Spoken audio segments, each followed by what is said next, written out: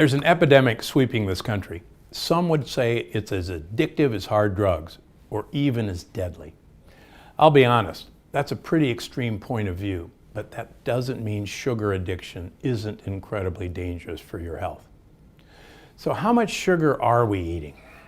Well, the average American eats 153 pounds of sugar per year. Just for reference, that's the size of a newborn giraffe. That's a lot of sugar to be eating every year. And sugar is doing more than just making you fat. By now, we all know the connection between sugar and type 2 diabetes. But as a cardiac surgeon and cardiologist, I know firsthand sugar consumption can impact your heart health too. It can raise your blood pressure and screw up your cholesterol levels.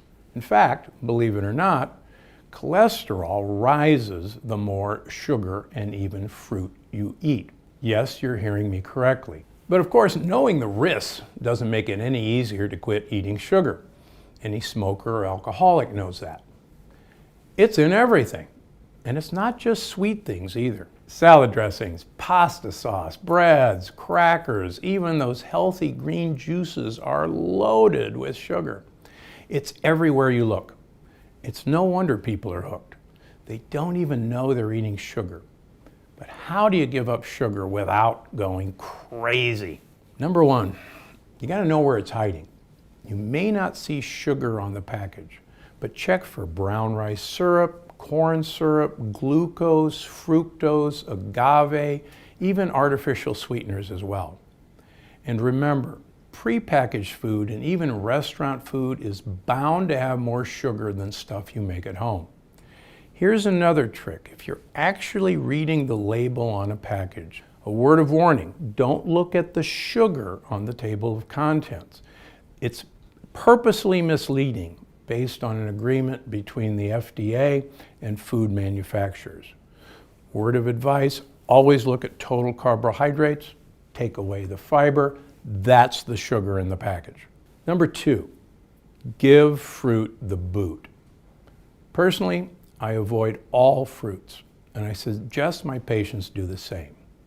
But if that feels impossible, stick to in-season fruit that's high in polyphenols. Stuff like raspberries, or pomegranates, or blackberries. My other word of advice, there aren't any blueberries in February or March.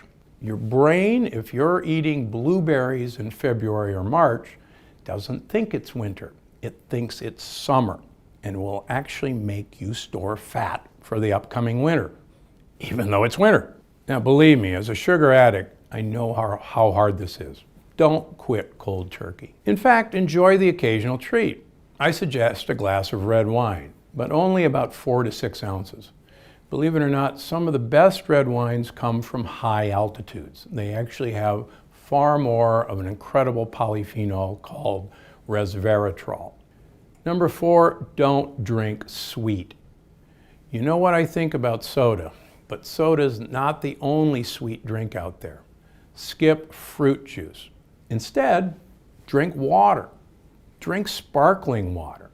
Drink unsweetened tea. Try herbal teas and have coffee with a sprinkle of cinnamon. Don't look at quitting sugar as a restriction. Look at it as an opportunity to get creative in the kitchen, to learn to love new flavors, and to take control of your health. Remember, this is the only body you're ever going to live in.